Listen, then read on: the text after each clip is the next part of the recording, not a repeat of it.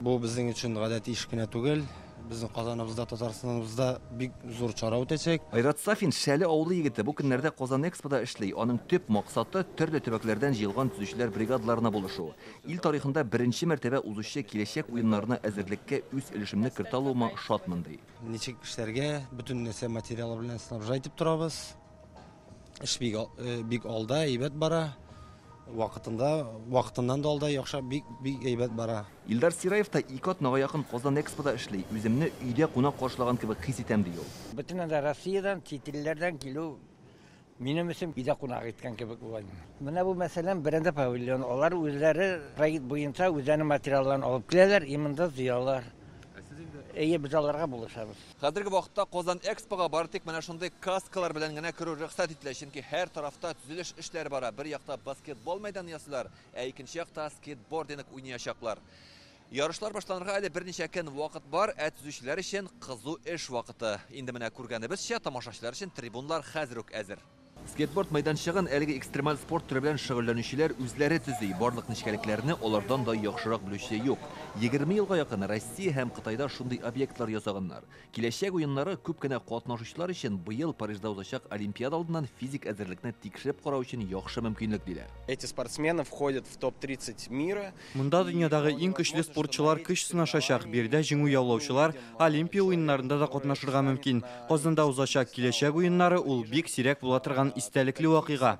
Такого масштаба, такого уровня. Футбол кырына ясалма чирәм салдың да бетте түгел. Эш 3 этаптан тора. Башта идәнгә ком җәелгән, аның өстенә махсус катлам, аннары гына чирәм түшәгәннәр.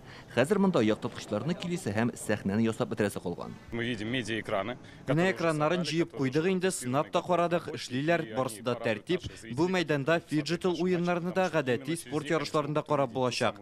Баскетбол мәйданчыгында үзенчәлекле. Спортчы шунда баскач махсус модульләр ярдәмендә зур экранда сүрәтләр хасил булачак.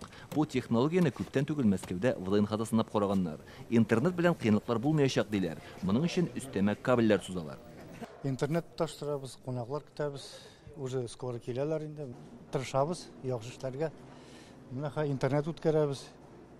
То есть чыбык аша информация үтәйне. 107 илдән 277 команда спортның 21 төрендә ярышачак. Приз фонды $10 миллион. Россия, Мексика, Камеруннан чемпионнар Казанга җыела. Хәтта футбол легендасы атаклы Роналдиньо остазлык иткән Бразилия командасында килүе көтелә.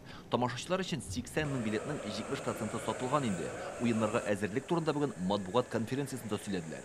Киләчәк уеннарын үз күзләрем белән күрү онытылмаслык вакыйга булачак. Дәрәҗәле ярышта Татарстан спортчыларының катнашуы да зур кызыксыну уята. Ирек һәм Алик Ризаевлар, Григорий Беляев, Никита Яушев һәм Акбарс Уникс вәкилләре чыгыш ясарга җыена. Ярышлар Акбарс көрәш сараенда, Татнефть-аренада, Урам Экстрим паркында, Иннополис, IT-паркта, Хезмәт резервлар стадионда һәм циркта узачак. Спорт вакыйгасының төп өлеше Казан Экспода үтә. Онда Җиңү проспекты метро станциясе яныннан китүче шаттларда бушлай барып булачак. Ә менә бу зур бүлмә матбугат үзәге, ул үзе дә футбол кырына тиң. Монда йөзле журналист эшли алачак. Менә күргәнебезчә, монда өр-яңа өстәл урындыкларны кертеп урнаштырганнар. Инде кайбер өстәлләрдә компьютерлар да бар. Алар югары тизлектәге интернетка таштырылачак.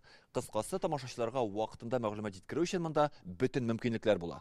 Россия төбәкләре һәм чит илләрнең 600-дән артык журналисты дөнья халкына киләчәк уеннары турында яңалык җиткереп торырга җыена. Бер атнадан булачак ачылыш тантанасы федераль каналларда күрсәтелә. Казан урамнарында зур спорт мохите хәзер үк күзгә ташлана. Илдар Сафиуллин, Рамзил Гарипов, Яңа гасыр каналы.